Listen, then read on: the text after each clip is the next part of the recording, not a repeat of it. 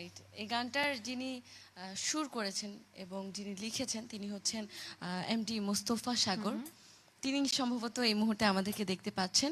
আচ্ছা, আমি আসলে পার্সোনালি ওনাকে অনেক ধন্যবাদ জানাই। আমি নিজেও অনেকবার গেছি গানটা, তবে তিনি এমন একটি গান তৈরি করে দিয়েছেন যে গানটা আসলে আমার মনে হয় যে আনাচে কানাচে বাংলাদেশে সব জায়গায় গানটা শুনেছে। মন তো কম মানুষের ভাঙেনি, অবশ্যই আনাচে কানাচে শোনা যাবে এই গানটি। চলো আমরা এই শুনি। গানটা তার 2000 সালের বেশ কয়েকটি অ্যালবাম তার আছে এবং এই গানটা 2000 সালের দিকে প্রকাশ পাওয়া একটি অ্যালবামের গান। ওকে, তো খুবই পছন্দের গানটা, তাই ভাবলাম যে আজকে একটু আমরা আমাদের মতো করে গানটা সবাইকে শোনানোর চেষ্টা করব। ওকে, ঠিক আছে, লেটস গো।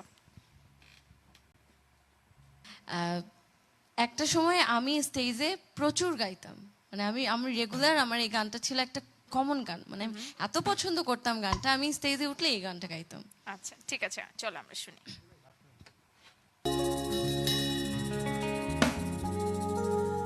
তুমি অনেক দিন কান্দাইলা রে বন্ধু,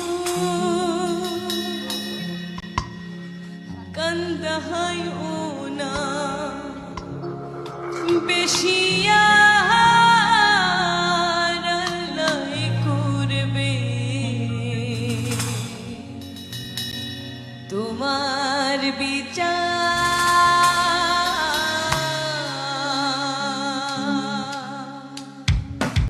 দেখেই মাইক অফ ছিল এতক্ষণ। ওকে, গানটির গীতিকার মোস্তফা সাগর। আমি গানটি করেছি আমার প্রথম একক অ্যালবামে আছি। ওকে।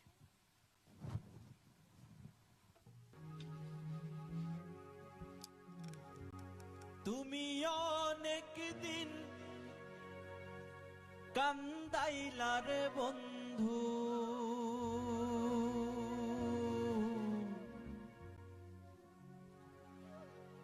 অনেক দিন কান্দাইলা রে বন্ধু, কান্দায় না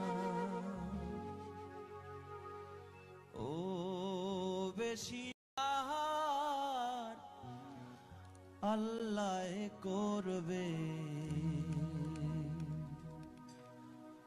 তোমার বিচার।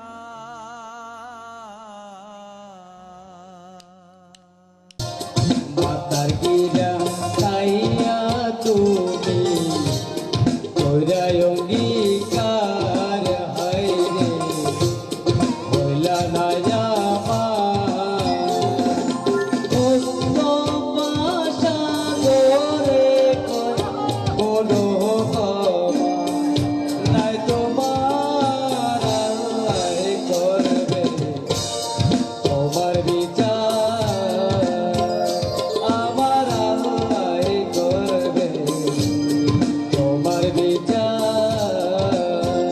আমি শ্রদ্ধেয় রাজীব ভাইয়ার একটি অ্যালবামে একটা গান তুমি যে ক্ষতি করলে আমার, এই গানটা আমি আজকে গাবো।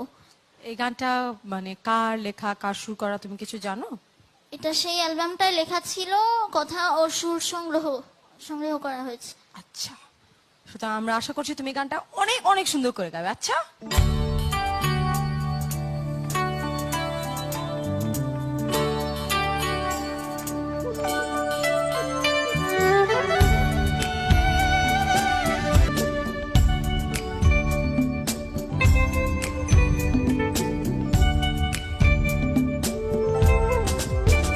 তুমি যে রাজীব ভাইয়ার একটি অ্যালবামে একটা গান তুমি যে ক্ষতি করলে আমার, এই গানটা আমি আজকে গাবো। এই গানটা মানে কার লেখা, কার সুর করা, তুমি কিছু জানো?